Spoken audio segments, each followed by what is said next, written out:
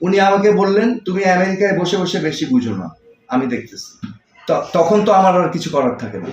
আমি দেশে আসলাম, দেশে এসে দেখলাম ওমা স্বরাষ্ট্র মন্ত্রণালয়ের অধীনে বিডিআর ছিল, কিন্তু এখানে অলৌকিকভাবে কাজ হয়ে যাচ্ছে, আমি দেখতে পাচ্ছি না কিভাবে হচ্ছে।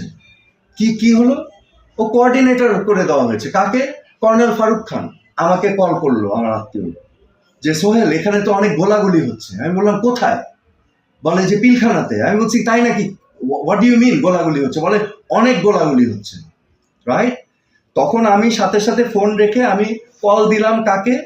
আমার চেইন অফ কমান্ডে আমি আইজি সাহেবকে ফোন দিয়েছি, নূর মোহাম্মদ সাহেব, এবং উনি তো বেঁচে আছেন, জিজ্ঞেস করতে পারেন। আমি আইজি সাহেবকে ফোন দিয়ে বললাম, আইজি সাহেব পরিস্থিতি কি হচ্ছে? আমি শুনলাম গোলাগুলি হচ্ছে। বলে হ্যাঁ স্যার, এখানে তো অনেক গোলাগুলি হচ্ছে বিডিআর এর ভিতর।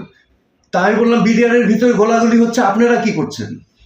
বলে আমরা তো আছি। আমি বললাম আপনারা আছেন মানে? আপনারা র্যাব কোথায়? আপনারা পুলিশ সব ডাকেন, ডাকিয়ে আনসার, প্রয়োজনে আনসার আর্ম ব্যাটালিয়ন সব আনেন, এনে পুরা পিলখানা ঘেরাও দেন, ঘেরাও দিয়ে মুভিং করতে হবে। বলে স্যার আমরা তো মুভিং। আমি বললাম আর্মি ডাকেন দরকার হলে। এক্স্যাক্টলি এগুলো বলেছি। তখন আমাকে আইজি সাহেব বললেন, স্যার মন্ত্রী মহোদয় আছেন। তার মানে উনি আমাকে বলতে চাচ্ছেন যে আপনার কথা তো আমি মানতে পারবো না, বিকজ সিনিয়র আছেন।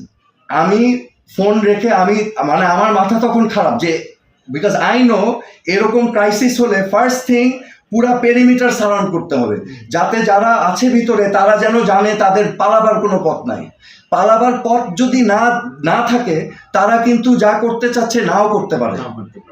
ওকে, সো আমি বলেছিলাম পেরিমিটারটাকে সাথে সাথে ঘেরাও করে ফেলেন, যত ফোর্স আছে আপনার নিউ মার্কেট গেট সব দিক দিয়ে সর্ব জায়গায় কোনো যাতে গ্যাপ না থাকে। আমি মন্ত্রী মহোদয়কে ফোন করলাম, সাহারা খাতুন। আমি ওনাকে একই কথা বললাম, যে আমি ওনাকে খালাম্মা ডাকতাম, খালাম্মা পুরা পেরিমিটারটাকে তো ঘেরাও দিতে হবে, এবং এখানে দরকার হলে আর্মি কল করতে হবে। উনি আমাকে বললেন, বাবা এটা তো আপা দেখছেন। আমি থামি নাই, আমি প্রাইম মিনিস্টারকে কল করছি। 250-টিরও বেশি ডিজাইন অপশন নিয়ে ওয়ালটন স্মার্ট ফ্রিজ, বোঝে আপনার প্রয়োজন। ওনাকে একই কথা বলেছি, যে আমাদের তো পেরিমিটারকে সারাউন্ড করতে হবে, যা ফোর্স আছে দিয়ে ঘেরাও, আর্মি আসা পর্যন্ত আমাদের তো এনসার্কেল করে রাখতে হবে। উনি আমাকে বললেন, তুমি আমেরিকায় বসে বসে বেশি বুঝো না, আমি দেখতেছি।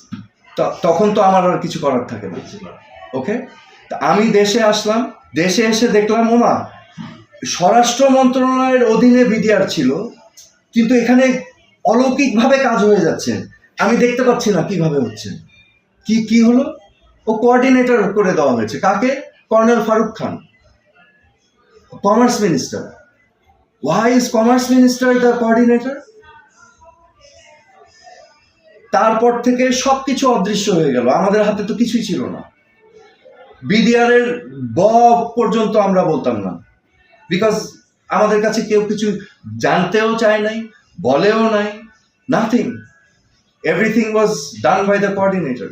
প্রতিটা ঘটনা যেগুলো ঘটেছে, বিডিআর বিদ্রোহ থেকে শুরু করে, ঠিক আছে, প্রত্যেকটা ঘটনার সঠিক সুস্পষ্ট তদন্ত করতে হবে। এই যে বিডিআরে যে পিলখানাতে যে আর্মি অফিসার আমাদের brave, courageous, they were my brothers in spirit. আপনারা হয়তো জানেন না, আমি একবার বিডিআরে গিয়েছিলাম। বিডিআর এর ডিজি সাহেব ছিলেন আমাদের জেনারেল শাকিল আহমেদ। উনি আমার সাথে ওনার ভালো সম্পর্ক ছিল। তো উনি আমাকে একদিন বললেন যে স্যার একটু আসেন, আমার আর্মি অফিসাররা আপনাকে খুব পছন্দ করে, হ্যাঁ, বিকজ আপনি ইয়াং, ডাইনামিক, এবং আপনাকে খুব পছন্দ করে, আপনি আসেন একদিন। তো আমি বললাম আমিও তো ওনাদেরকে পছন্দ করি, because they also played a role. I know 1/11 এর পরে, ঠিক আছে, তারা যেভাবে তারাও দেশপ্রেমিক। সো আই সেড অফকোর্স আমি যাব। আমি গিয়েছি, সবার সাথে দেখা হয়েছে, হ্যান্ডশেক হয়েছে, ঠিক আছে, it was like brothers in spirit. So এই যে বিডিআরে যে জঘন্য হত্যাকাণ্ড হলো, এবং দুঃখজনক যে আমাকে কিছু মহল এটার সাথে জড়াতে চেষ্টা করছে, এরকম নিকৃষ্ট অ্যাকিউজেশন, এটা খুবই দুঃখজনক। একজন নিরীহ মানুষ, অপরাধ মানুষের উপরে এরকম ভাবে কিন্তু কলেমা দেওয়া ঠিক না, ঠিক আছে।